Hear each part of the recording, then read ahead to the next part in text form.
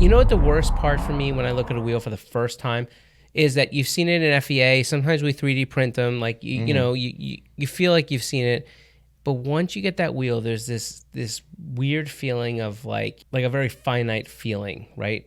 There's no turning back. There is no changes. Like when you have if you have when we print it in 3D, or if we look at a lot of renderings in FEA and we do 3D PDFs and we do all these things after, while we're designing the wheel, you get a really good idea of what it looks like, but like you don't get the entire idea of what it looks like until you got it in front of your face. Yeah, and then you get the wheel in person, and like especially when you see it with finishes applied, now you like have to hope. Like it's very much like. For me, it's very much like waiting for the doctor call with my blood work results after a physical when I'm opening up that box. Because it could either be really good or really and you're like, bad. all right, see you in 6 months. Or Yeah. it's like, listen, fat boy. Do you remember? That actually kind of happened to us, 2 years ago when the Neoforms first came out, and we brought those over in like 4 or 5 different finishes. Yeah. And we just like... We brought it over in the matte bronze. We brought it over in matte black. We had...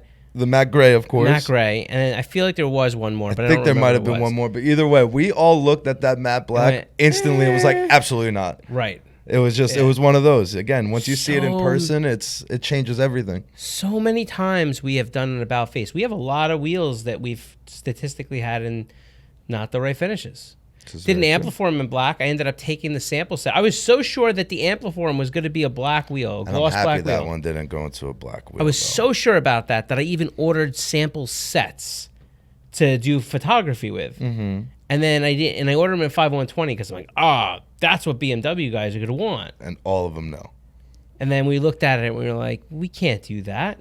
It was about to pull another Renform. So we ended up taking that set and putting it on my dad's BMW for a while because it was like, we were scrapping them. I mean, it is what it is. Yeah, it's incredible how difficult it is to pick finishes. Yeah, and you want to know something? Before working here, I was always like, it's probably one of the easiest things to do. And then as I started doing it more and more and more with you guys, and then when you just like throw the whole sample set in front of me, I was like, I just wanted a silver. And it's like, there's 20 different silvers. Which one do you want?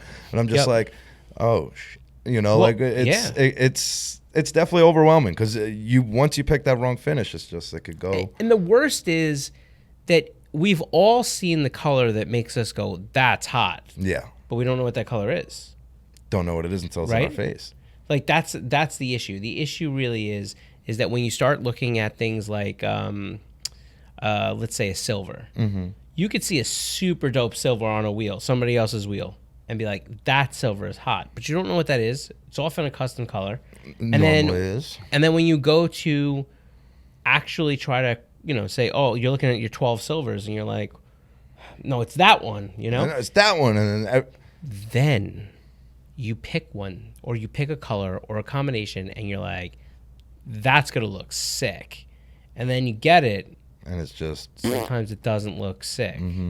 So anyhow, I think Thursday... Is one of those samples going to have a machine lip, though? I feel like I shouldn't tell you, and it should be like a cool surprise.